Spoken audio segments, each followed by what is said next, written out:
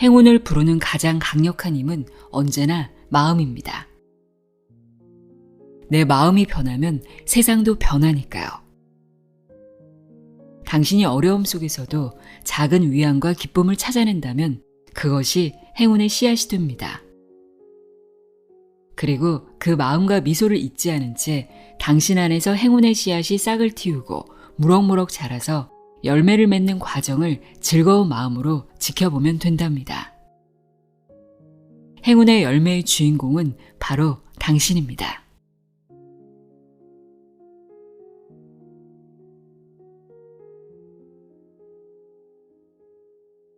안녕하세요. 나의 소리 책갈피 소리내어 읽다입니다.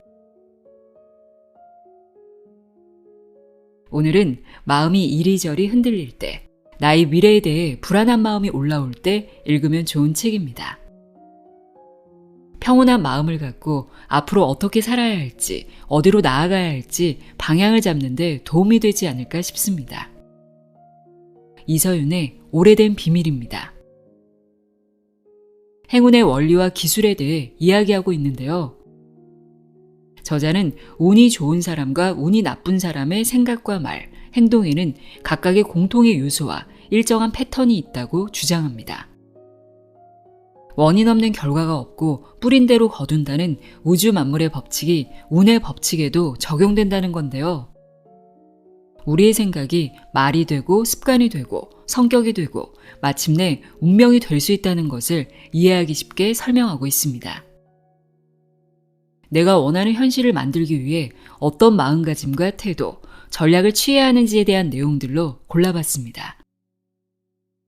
행운을 가로막는 치명적인 감정은 무엇인지, 나 자신에 대한 믿음이 어떻게 운을 키우는지, 마음 공부가 왜 운명을 바꾸는 첫걸음인지, 삶의 흐름을 좋은 방향으로 이끌기 위해 어떤 노력을 해야 하는지 자세히 알아보도록 하겠습니다. 이서윤의 오래된 비밀, 내용의 일부를 읽어드립니다. 귀 기울여 들어보세요.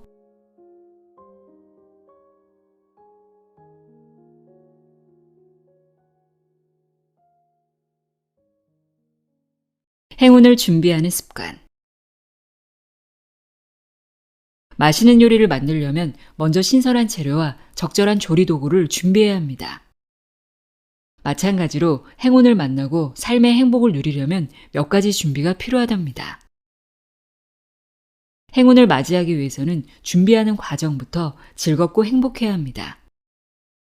행운을 준비하는 습관만 제대로 몸과 마음에 익힌다면 행운의 여신은 반드시 당신에게 미소를 지을 것입니다. 자, 그렇다면 행운을 준비하는 습관이란 어떤 것들일까요? 여기 당신을 위한 몇 가지 제안이 있습니다. 첫째, 당연하다고 여겨지는 것들에 감사하는 마음을 가져야 합니다. 예를 들어보죠. 어떤 물건이 고장나서 돈을 내고 수리를 한 경험이 있을 것입니다. 괜히 고장나서 돈만 들었잖아 와 같은 불평을 늘어놓는다면 운의 에너지는 마이너스 방향으로 흐르게 됩니다. 대신에 다시 이전처럼 잘 작동하는구나, 다행이다, 잘 고쳐주셔서 고맙습니다 라는 인사를 건네면 운의 에너지는 플러스 방향으로 움직이게 됩니다. 실제로 우리의 일상생활은 무언가를 서로 주고받는 관계의 연속입니다. 누구에게 뭔가를 주었으니까 돌려받는 게 당연하다고요? 세상살이에 그렇지 않은 일이 얼마나 많던가요? 합당한 대가를 지불했다 해도 그에 걸맞는 보답이 있다면 이는 분명 감사해야 할 일입니다. 우리가 그냥 지나치거나 당연하다고 여기는 것들에 행운을 만드는 힌트들이 숨어 있으니까요.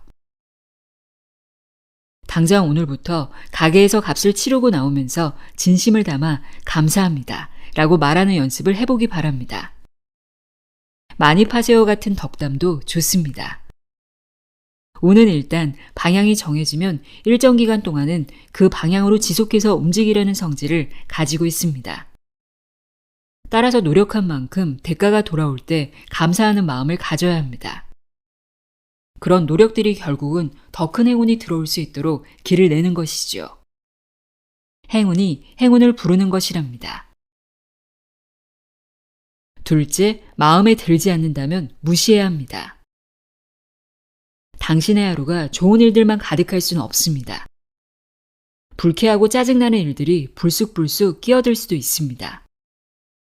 회사 업무상 만나는 거래처 담당자와의 마찰, 상사의 부당한 업무 지시, 금전적인 손실, 가족 간의 불화 등등 당신을 괴롭히는 일들은 도처에 널려 있게 마련이지요. 이럴 때 어떻게 대처하느냐고요? 당신의 감정과 마음을 상하게 하는 사건이나 일 속으로 빠져들지 않도록 하세요. 서로 상대의 분노가 당신을 향할 때도 피하거나 무시해야 합니다. 같이 반응할수록 행운을 불러오는 에너지만 소진할 뿐입니다. 행운은 편안한 마음 곁으로 다가간다는 사실을 명심하세요. 셋째, 지혜로운 친구나 가족을 잘 섬겨야 합니다. 일반적으로 운이 좋은 사람 주위에는 귀인들이 다수 포진해 있는 경우가 많습니다. 인생의 갈림길에서 그릇된 길보다는 올바른 길로 이끄는 인생의 스승들이죠. 인생의 반은 혼자 살고 반은 함께 산다는 말이 있죠. 귀인, 즉 운 좋은 사람과 함께 길을 가야 행운을 만나는 기회를 누릴 수 있습니다. 돈으로 살 수 없는 귀한 인연은 소중히 다루고 가꾸어야 합니다. 특히 당신도 그들에게 무언가를 줄 수 있는 귀인이 되겠다는 마음가짐이 중요합니다. 그럴 때 당신의 그릇이 커지고 또 혼자 해결하기 힘든 일들도 술술 풀리는 행운을 경험할 수 있습니다. 감사하기, 무시하기, 주변 섬기기 등 이런 세 가지 습관은 사는 게 다 그렇지 뭐 라며 한숨 짓는 힘든 인생의 탈출구가 되어줄 것입니다. 그리고 당신의 부러움을 사던 사람들이 살아가는 인생의 트랙으로 당신이 옮겨갈 수 있게 할 것입니다. 우리가 불운을 되풀이하는 이유. 그때 회사를 옮겼어야 하는데 타이밍을 놓치고 말았어요. 조금 더 그 사람 입장에 서서 이해하려는 노력을 했더라면 이렇게 나빠지진 않았을 텐데. 삶에서 후회가 없는 사람은 거의 없다고 봐야지요. 언제나 최선의 선택을 한다고 하지만 항상 좋은 결과로 귀결되지는 않거든요. 그래서 시계추를 그 시절 그 상황으로 한번 되돌려 보는 겁니다. 그때 다른 선택을 했더라면 지금 어떻게 되었을까? 한 치 앞도 내다보지 못하는 인간이지만 과거의 시간은 수십 년 정도는 쉽게 되돌려버릴 수 있답니다. 그렇다면 그때 그 시절로 한번 돌아가 볼까요? 자, 다시 똑같은 상황이 주어졌습니다. 그때와는 다른 선택이나 결정을 하게 될까요? 컨설팅을 하면서 제가 자주 던지게 되는 질문이 있습니다. 1999년에 있었던 일을 기억하시는지요? 10년 전에 겪었던 일을 떠올려 보세요. 어떻게 느끼셨나요?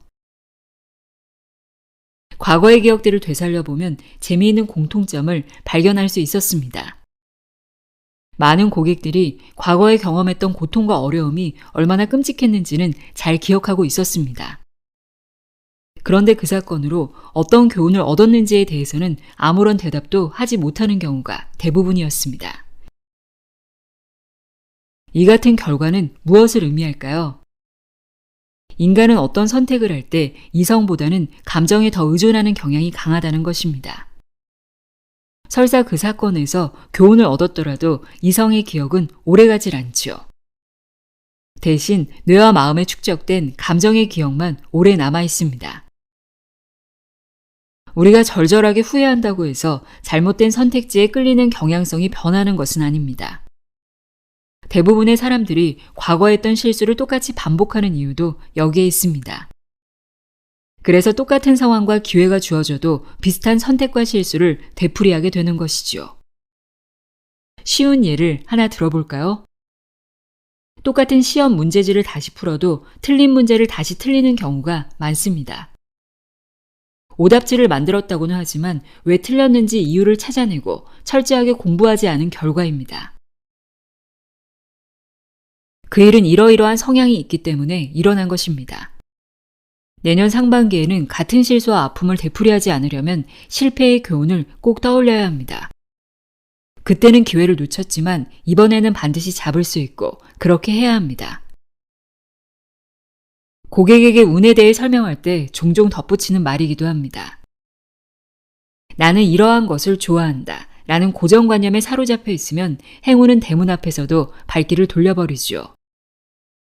스스로 변화를 주저하지 말고 마음의 문을 활짝 열어야 합니다. 운이 좋은 사람들일수록 스스로의 역사를 돌아보며 자신의 성장과 삶의 교훈을 얻습니다. 과거를 돌아본다는 게 단순한 추억의 회상이 아닌 자기 내면과의 진솔한 만남이고 대화라야 하는 이유이지요. 운은 나선형 계단처럼 단계를 밟으며 상승하고 진화합니다. 때문에 과거와 똑같은 상황은 아니라 할지라도 비슷한 상황에 직면하게 되는 일이 일정한 주기로 생기게 된답니다. 이때 항상 같은 결과를 반복하느냐 아니냐는 전적으로 자신에게 달려 있습니다. 이것이 우리가 살아가는 동안 후회는 적게, 반성은 많이 해야 하는 이유입니다. 과거에 뼈아픈 실패를 겪었던 사람일지라도 얼마든지 비슷한 상황에서 눈부신 성공을 경험할 수 있습니다. 이처럼 운이 좋은 사람들은 인생을 하나의 배움의 장으로 생각합니다. 학벌 등 객관적인 조건이 좋지 않음에도 불구하고 사회적으로 성공한 사람의 대부분은 스스로 학습 능력이 뛰어난 사람들입니다. 학교 밖에서 사람들과 부대끼면서 세상살이의 이치와 삶의 지혜를 몸으로 체득하는 것이지요. 이런 사람들은 자기 학습과 자기 반성을 통해 더욱 탄탄하게 행운이 흘러들어올 수 있는 기반을 스스로 구축해 나간답니다. 간혹 자신의 그릇을 타고난 것보다 더욱 키울 수 있는 사주를 가진 사람들을 만날 때가 있습니다. 이런 사주를 가진 사람의 공통점이 바로 자기 반성을 통한 학습 능력이 뛰어나다는 점입니다. 자기 반성은 실패를 하더라도 다시 일어서게 하는 힘이고 행운을 끌어당기는 힘이기도 합니다. 자, 이제부터 당신도 자신의 역사와 실패의 경험으로부터 배워야 합니다. 그 속에 운을 다스리는 통찰력과 지혜가 담겨 있답니다.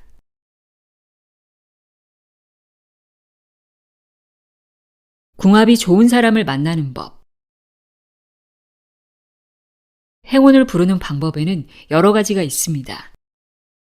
그 가운데 마음을 수양하는 명상과 선행을 쌓아가는 적선 등은 많은 시간과 노력을 필요로 합니다. 그런 반면 궁합이 좋은 사람을 만나는 것은 원하는 것을 쉽고 빠르게 얻을 수 있는 좋은 운을 부르는 첩경입니다. 즉, 운이 좋은 사람과 함께 일을 도모하는 것입니다.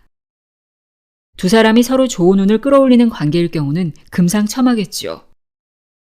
물론 이때 남의 운을 빼앗아 스스로의 운기를 높이는 것은 아닌지 한 번쯤 짚고 넘어갈 필요가 있답니다. 일을 할 때는 물론이고 일반적인 인간관계에서도 운이 좋은 파트너와 함께하면 서로 자신이 원래 가지고 있는 그릇보다 큰 행운을 얻게 됩니다. 특별한 노력 없이 편안하게 행운을 거머쥘 수 있는 길이기도 합니다. 어떻게 하면 궁합이 맞는 파트너를 만날 수 있을까요? 어느 분야든지 주고자 하는 마음에 그 해답이 있습니다. 주고자 하는 마음이란 스스로를 비우고 그리고 기다리는 마음입니다. 지금 어려움을 겪고 있는 사람이 누군가의 도움을 원하는 것은 받고자 하는 마음입니다. 받고자 하는 마음이 절실할 때 아무리 궁합이 좋은 상대라 해도 선뜻 응할 리가 없지요. 그래서 자신의 것을 지나치게 아끼다가 정말 좋은 기회를 놓치는 경우도 많습니다. 반대로 나눌 게 있고 또 아낌없이 나누려는 마음은 일상적인 인연조차 좋은 인연으로 바꾸어 놓는 힘이 있죠. 내가 받은 것보다 더 많은 것을 주려는 마음가짐을 늘 유지하는 게 중요하답니다. 물론 당신에게 받을 만한 자격을 갖춘 사람을 고르는 게 제일 우선이고요. 세상살이에 정답은 없지만 마음을 비우고 또 기다리는 마음은 언제나 필요합니다. 행운은 비운 만큼 채워지고 또 기다리면 스스로 다가오니까요. 행운을 가로막는 치명적인 3가지 감정. 친구는 주식 투자로 몇 배의 수익을 올렸다고 좋아하고 신우이는 몇 년 전에 사둔 상가가 곱절로 뛰었다며 즐거워하는데 좋은 마음으로 받아들이기가 힘드네요. 한 고객이 자신의 아파트 값은 반토막이 나고 주식은 원금을 까먹은 상태라며 불만을 털어놓았습니다.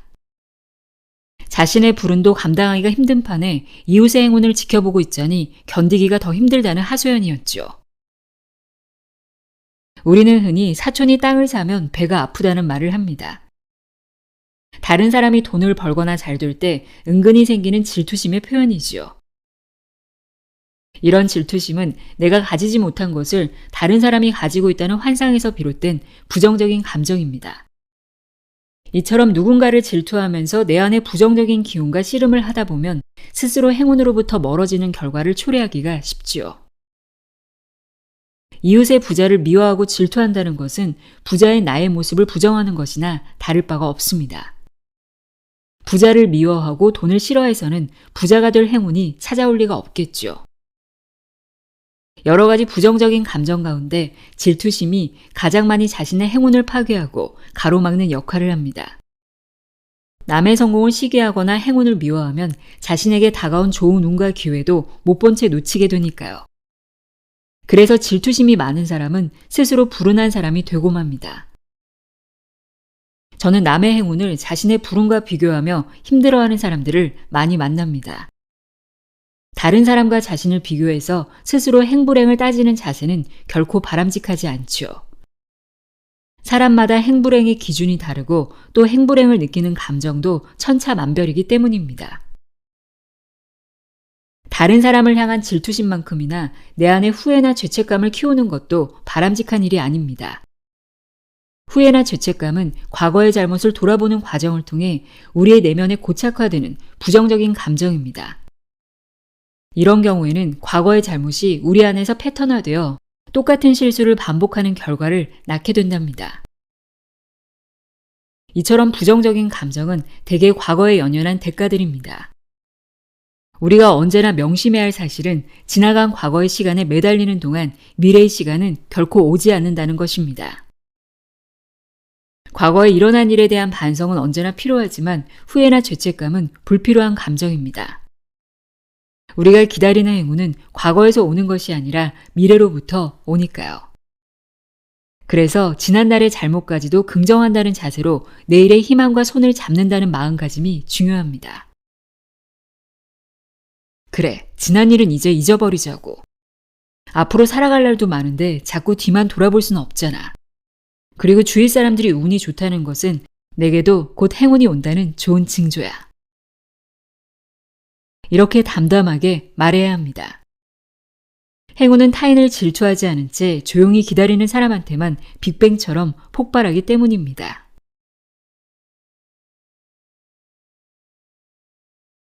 간절히 원하는 대로 이루어지지 않는 이유. 강렬하게 원하면 방법은 저절로 나타나기 마련이며 목표는 성취될 수 있다. 다만 그저 생각하는 것만으로는 안 되며 자나깨나 끊임없이 바라고 원해야 한다. 머리끝에서부터 발끝까지 온몸을 그 생각으로 가득 채우고 피 대신 생각이 흐르게 해야 한다. 그 정도로 한결같이 하나만을 생각하는 것, 그것이다. 세계 100대 글로벌 기업에 꼽히는 일본의 교세라 그룹 회장 이나모리 가즈오의 말입니다.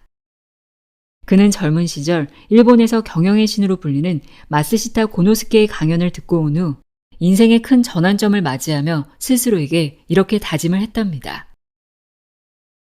이나모리 회장의 어린 시절은 고난으로 점철되었습니다. 아버지가 경영하던 인쇄소는 전쟁으로 잿더미가 되었고 중학교 입시에서 떨어졌고 결핵에 걸려 말 못할 고생을 했습니다. 가까스로 고향에 있는 대학에 입학했지만 졸업 후에는 제때 취직을 못해 마음고생이 심했죠. 그는 어렵게 들어간 세라믹 회사에서 열심히 일했지만 몇 년 후에 회사가 도산의 위기에 몰렸습니다. 그때 공업용 신소재인 세라믹의 장래성에 대한 확신을 가지고 있던 그는 발상의 전환을 통해 다른 회사에 취직하지 않고 창업하기로 결심했습니다. 그의 나이 27세에 교세라를 창업한 것입니다. 이나모리 회장은 평생 쉬지 않고 일을 즐기며 했다고 합니다. 연매출 15조 엔의 교세라 그룹을 키운 그에게는 어떤 일을 하든지 안 된다는 두려움이 전혀 없었습니다. 그래서일까요? 2010년 78세 때 그는 새로운 모험에 도전하기로 마음을 먹습니다. 일본 정부에서 망해가는 항공사인 잘의 경영을 맡아달라고 요청했기 때문입니다. 그는 극심한 경영난을 겪던 잘의 회장직에 무보수로 취임했고 불과 1년 만에 잘을 역대 최대 규모의 흑자로 전환시킵니다. 간절하게 바라고 그 일에 몰두하다 보니 그 마음이 하늘에 닿아 선물을 받았다. 이나모리 회장이 자주 하는 말입니다. 간절하게 바라고 그 일에 몰두해야 그 마음이 하늘에 닿는다는 의미입니다. 우리가 일상적으로 말하는 간절히 원하면 이루어진다는 말과는 약간의 차이가 있습니다. 그 일에 몰두한다라는 말이 있고 없음의 차이입니다. 이 차이가 바로 일의 성패를 가르는 지점이죠. 무언가를 이루어지기를 간절히 바란다면 그 일에 몰두해야 한다는 것이 중요한 포인트입니다. 그런데 무엇이 이루어지기를 간절히 바라기만 한다면 어떤 일이 일어날까요? 단순하게 무엇을 바라는 마음은 간절함이 크면 클수록 더 큰 두려움을 함께 키워간답니다. 즉 어떤 일에 진정으로 몰두하지 않은 채 이루어지기를 바라는 마음에는 성공의 확신과 믿음보다는 실패의 불안과 두려움이 자리를 잡기 때문입니다. 만약 이 계약이 성사가 안 되면 어쩌지? 회사가 아주 어려운 상황에 빠지는데. 창업을 해서 잘할 수 있을까? 반드시 성공을 해야 하는데 실패를 하면 어떡하지? 내 주변에 독립을 했다가 집만 날린 사람이 수두룩한데. 이런 의심과 불안이 마음의 두려움을 키우고 두려움이 부정적인 기운을 만들고 부정적인 기운이 불운을 불러들이면서 끝내 일의 실패로 귀결되지요. 이런 두려움을 뛰어넘는 최선의 방법은 바로 그 일에 몰두하는 것이랍니다. 그런데 일에 몰두하는 와중에도 때때로 떠오르는 불안은 일에 대한 집중력을 흐트려 놓기 일쑤입니다. 그뿐만 아니라 결정적인 순간에 지나친 긴장감 때문에 일을 그르치기도 합니다. 세계 최고의 실력을 갖춘 선수가 유독 올림픽 등 국제 무대에서 결정적인 실수를 하거나 사소한 판단 실수로 큰 계약이 물 건너 가버리는 일 등이 바로 두려운 마음이 빚어내는 결과로 봐야 합니다. 제가 컨설팅을 할 때 지금 가지고 있는 목표를 집요하게 추구해도 좋겠습니다. 라고 말하는 경우와 분명히 가능성이 있는 목표입니다. 하지만 그게 이루어지지 않는다고 해도 머지않아 다른 좋은 길이 열리니 걱정하지 마세요. 라고 조언하는 경우가 있습니다. 두 사람 모두 승산에 있는 목표인데 왜 서로 다른 조언을 해야 할까요? 중요한 기준은 목표 달성과 성공에 대한 확신을 갖고 있느냐의 차이입니다. 두려움을 떨치고 꿈에 집중할 수 있는 능력은 행운을 불러오는 힘의 근본이 되기 때문입니다. 성공에 대한 믿음이 있는 사람은 놀라운 집중력을 발휘합니다. 불안이나 두려움 따위에 흔들리지 않습니다. 그들은 실패를 두려워하지 않습니다. 혹시 결과가 기대에 미치지 못하더라도 실망하지 않죠. 다시 훌훌 털고 일어나 새로운 도전에 나서면 되니까요. 그런데 여러 가지 불안감에 사로잡힌 사람은 실패를 예감합니다. 성공 이후에 만끽할 성취감보다는 실패 이후에 펼쳐질 악몽을 떠올리지요. 제가 지금까지 만나본 사람들 가운데 100명을 기준으로 전자에 속하는 사람이 7명 정도이고 대부분은 후자의 길을 따라가는 안타까운 상황입니다. 그런데 간절히 원하면 이루어진다는 말이 후자의 사람들에게는 오히려 독이 될 수도 있답니다. 이 경우도 간절한 소망이 이루어지고 아니고를 떠나 마음을 내려놓고 그 과정에 집중할 때 좋은 운을 불러오게 되지요. 하나 명심해야 할 것은 전자이든 후자이든 자신의 그릇 안에서라면 얼마든지 소망을 이룰 수 있다는 것입니다. 말은 습관이고 습관은 운명이다.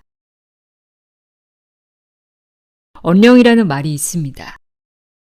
말 속에 혼이 깃든다는 뜻이지요. 다시 말해 혼처럼 강력한 에너지가 깃들어 있기에 한번 내뱉은 말은 그 말대로 결정되도록 하는 힘을 가지고 있답니다. 그래서 한번 내뱉은 말은 주워 담을 수 없고 무한 책임이 따르지요. 특히 화가 났을 때 이성을 잃고 속마음과 다른 말을 내뱉는 것을 가장 경계해야 합니다. 그 말들이 비수가 되어 상대를 찌르는 동시에 자신을 찌르기도 하니까요. 이처럼 의도하지 않은 말실수가 지금까지 잘 가꿔온 관계를 순식간에 망쳐버리는 불운을 불러들일 수 있답니다. 운명학에서 가장 다루기가 까다로운 영역이 바로 말실수에 관한 것입니다. 말실수는 행운의 기회를 막아버리고 힘겹게 쌓아올린 것들을 한꺼번에 무너뜨리니까요. 태평어람에 보면 질병은 입을 조차 들어가고 화근은 입을 조차 나온다고 했습니다. 다시 주워 담을 수 없기에 복구가 불가능한 게 바로 말실수의 특징입니다. 한마디의 잘못된 말이 인간관계의 오해, 구설수, 금전적인 손실, 그리고 뜻하지 않은 상호 비난으로 확대되면서 자신과 상대방의 가슴에 상처를 남긴답니다. 결국 사전에 조심하고 예방하는 게 최선의 방법이죠. 평소에 말을 함부로 하는 습관을 지적받았다거나 사회생활을 하는 동안 말실수를 한 경우가 있었다면 주로 어떤 관계에 있는 사람과 어떤 상황에서 이루어졌는지를 꼼꼼하게 살펴보아야 합니다. 그런 상황이 일어난 원인과 그런 상황이 빚어낸 결과를 스스로 파악해 두어야 말실수를 반복하는 일을 피할 수 있기 때문입니다. 술김에 어떤 비밀을 누설했는지, 뽐내고 싶은 마음에 지키지 못할 약속을 해버렸는지, 화가 나서 남의 약점을 비난했는지, 여러 사람이 보는 SNS에 올린 가벼운 농담이 사회적 문제를 야기했는지 등등 살아가면서 말조심을 해야 하는 상황이 한두 가지가 아니랍니다. 여러 인간관계는 기본이고 지금은 SNS, 문자, 메신저 등 각종 통신수단도 포함이 되지요. 혹시 말실수를 저질렀다면 그에 대한 적절한 대처 방법도 미리 강구해야 합니다. 단, 우선적으로 명심해야 할 것은 자신의 실수를 인정하고 실수를 저지른 자신을 스스로 용서해야 한다는 것입니다. 난 그럴 수밖에 없었어 와 같은 자기 정당화나 내가 왜 그랬지? 바보처럼 과 같은 뼈아픈 후회는 모두 멀리하세요. 자신의 실수를 인정하고 자신을 진정으로 용서한 다음 자신만의 방법으로 문제를 해결하면서 묵묵히 앞으로 나아가는 것이 최선이랍니다. 말이 씨가 된다는 속담이 있습니다. 남에 대한 칭찬은 행운의 씨앗을 뿌리는 일이고 남에 대한 험담은 불운의 씨앗을 뿌리는 것과 마찬가지랍니다. 지금 하지 않으면 영원히 못한다. 사고를 당해 죽음을 체험하면서 옳다고 생각하면 지금 해야지 나중에 하는 것은 의미가 없다는 것을 깨달았습니다. 지금이 아니면 영원히 못합니다. 한국의 스티븐 호킹이라 불리는 이상목 서울대 지구환경과학부 교수가 미국 대륙 횡단을 끝내고 한 말입니다. 이 교수는 지난 2006년 여름 제자들과 미국 서부의 지질환경 탐사 여행을 하던 중 차가 전복되면서 전신이 마비되는 불의의 사고를 당했습니다. 어려운 재활치료를 마치고 서울대에 복귀한 이 교수는 하늘이 모든 것을 가져갔지만 살아있다는 희망을 남겨놓았다며 긍정적인 마음으로 언제나 모든 것에 감사하는 마음으로 살아간다고 합니다. 그가 건강에 무리가 될 수 있다는 주변의 만류에도 불구하고 전동 휠체어에 몸을 싣고 40일간의 미국 대륙 횡단에 도전한 것은 몇 가지 하고 싶은 일을 죽기 전에 꼭 이루고 싶었기 때문입니다. 일반인도 힘들다는 대륙 횡단을 통해 지금이 아니면 영원히 못한다 라는 자신의 인생 철학을 성공적으로 증명해 보인 셈입니다. 행복하고 즐겁게 살아가는 사람들을 보면 인생의 대부분이 하고 싶은 것들로 가득 채워져 있답니다. 그들은 하고 싶은 것들을 뒤로 미루지 않고 지금 해내는 사람들이죠. 하고 싶은 것이 많은 사람에게는 꿈과 희망도 많습니다. 이른바 운의 과학에서 말하는 운이 좋은 사람들이죠. 그들의 어떤 마음가짐과 성격이 그들에게 행운을 불러오는 힘이 될까요? 운이 좋은 사람들은 자신의 라이프 스타일 또는 가치관에 맞지 않는 일은 소위 목에 칼이 들어온다 해도 하지 않는 특성이 있습니다. 또 많은 사람들이 가는 길일지라도 서로 그 길에 부와 명예가 권력이 보인다 해도 자기 길이 아니면 가지 않습니다. 제게도 선생님, 그 길은 제 길이 아니지요? 라며 그냥 웃으면서 넘겨버린답니다. 그리고 서로 손쉽게 얻는다 해도 자신의 것이 아니기에 곧 잃어버릴 것임을 잘 알고 있습니다. 그리고 자신이 선택한 길을 걸어갈 때에는 어지간한 장애물이 가로막아도 흔들리지 않는답니다. 물론 이건 아니다 싶을 때에는 그로 인해 손해를 입는다 해도 눈 하나 깜빡이지 않는 스타일들이죠. 마찬가지로 자기가 가야 할 길임을 확신할 때는 뒤돌아보는 법이 없답니다. 사람이 어떻게 하고 싶은 것만 하고 사나? 다른 사람들이 다 좋아하는데 좋은 게 좋은 거 아니겠어? 하고 싶은 게 없어. 뭘 해야 잘할 수 있는지도 모르겠고.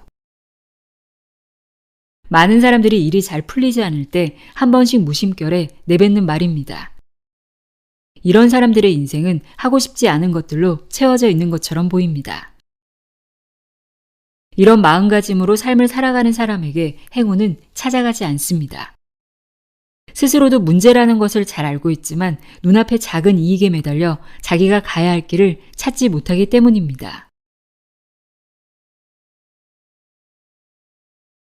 마음 공부는 운명을 바꾸는 첫걸음이다. 인간의 뇌는 슈퍼컴퓨터보다 더 뛰어난 능력을 가지고 있습니다. 종종 벌어지는 인간과 슈퍼컴퓨터의 대결에서도 최종적으로는 인간이 승리를 합니다.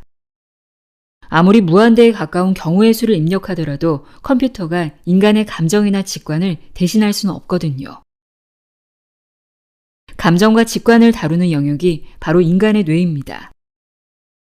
때문에 뇌는 운의 과학과도 밀접하게 연결되어 있답니다. 그럼 먼저 우리 뇌의 구조를 한번 살펴볼까요?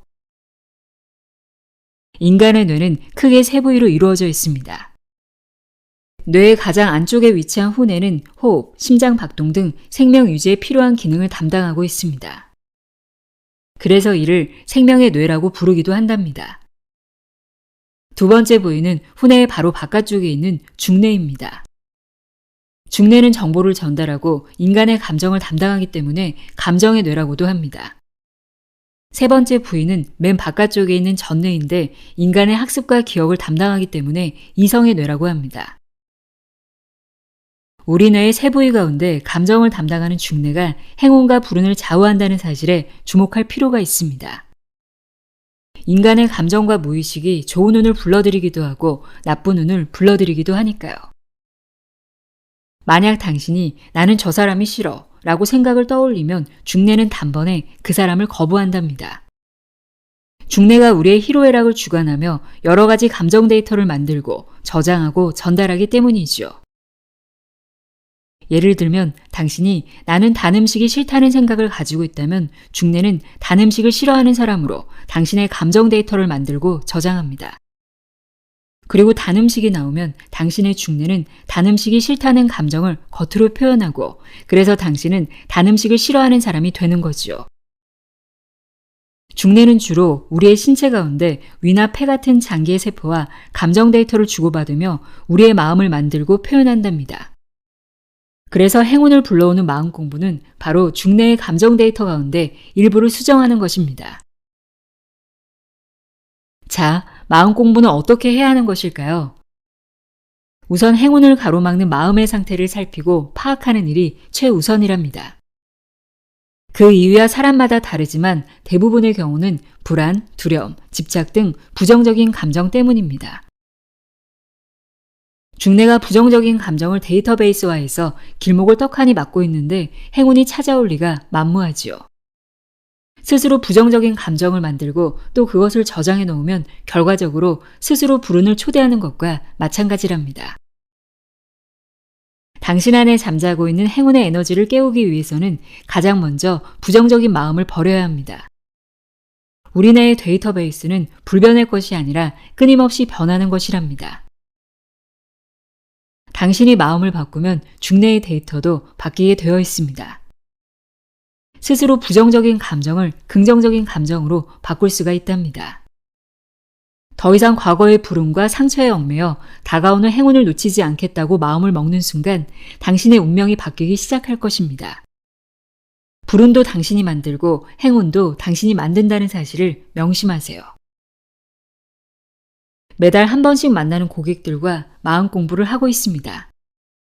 한 달간 벌어진 일과 그로 인한 마음 상태, 그리고 올바른 선택이 무엇이었는지에 대해서도 서로 의견을 나누지요. 그리고 당시의 부정적인 감정에 대해 어떻게 대처해야 하는지 등에 대한 타이밍을 알아보고 스스로의 직관과 행운력을 높여나가는 시간이랍니다. 이들은 만날 때마다 달라지는 모습을 보여준답니다. 편안한 마음 상태에서 우러나는 좋은 기운, 즉 행운의 에너지가 갈수록 강하게 느껴지지요. 모두 과거의 부정적인 감정과 결별하고 긍정적인 감정으로 바꾸면서 일어난 변화입니다. 이 책을 읽고 있는 당신도 이미 변하기 시작했습니다. 당신 스스로 운명의 데이터를 바꿀 때가 되었음을 알고 있기 때문입니다. 마음 공부는 바로 운명을 바꾸는 첫걸음입니다.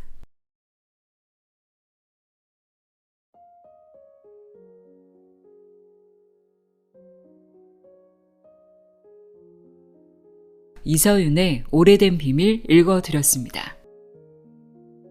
저자는 프롤로그에서 운이 변한다는 것은 바로 익숙한 것들과의 결별인 동시에 낯선 것들과의 만남이라고 말합니다. 변화는 행운의 시작이라고 하는데요. 운을 키우고 싶다면 익숙한 것에 안주하고 익숙한 사람들만 만나기보다 평소 하고 싶었던 일에 도전하고 새로운 사람도 만나고 이런 변화의 기회를 만들고 즐겨야겠습니다. 행운 가득한 하루하루 보내시길 바랍니다. 오늘도 함께 해주셔서 고맙습니다.